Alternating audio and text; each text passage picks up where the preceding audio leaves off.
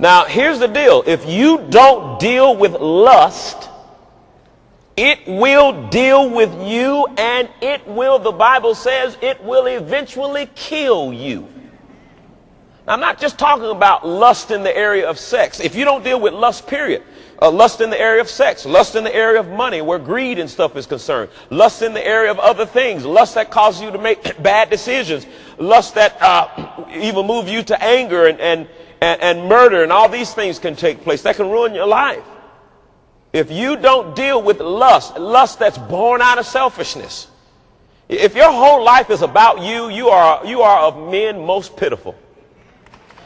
If your life can only be about you, I'm telling you, you got a sad future ahead of you. Because life is not even worth anything until it becomes about somebody else other than you.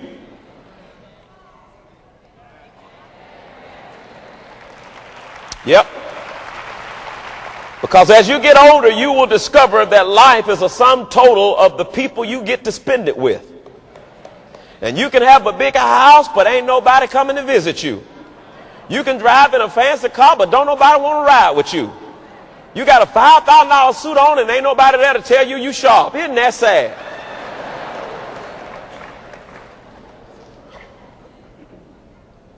Let's go to James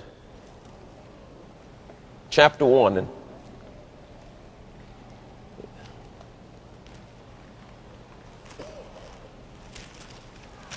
You must make a decision to declare war and defeat this lust in any area of your life.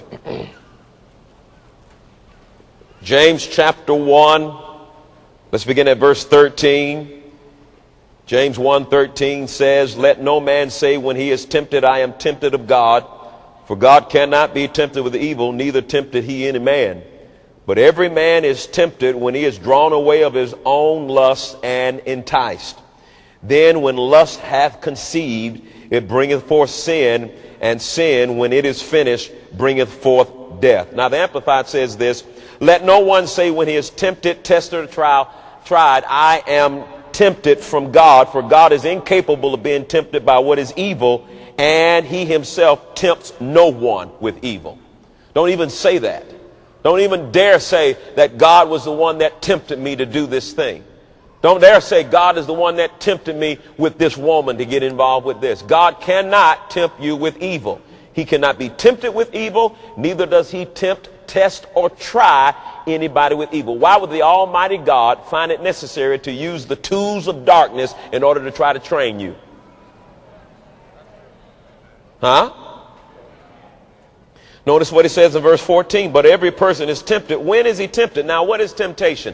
Temptation is pressure applied to your flesh through your thought life. In other words, the pressure is going to come on your way of thinking.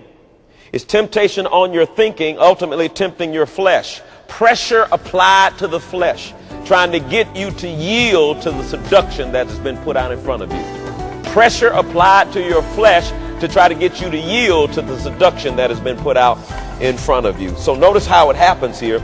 He said, but every person is tempted. When is he tempted? When he is drawn away and enticed, and I like this word, baited by his own evil desire. He's baited by his own evil lust. He's baited by his own evil passion.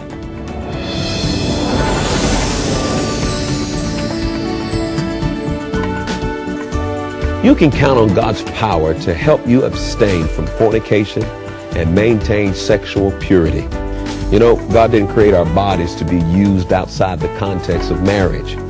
And in my eye-opening series, Playing with Fire, The Dangers of Sexual Sin, I present a 10-step freedom plan that will unleash the power of God in your life, that will help you overcome sexual sin once and for all.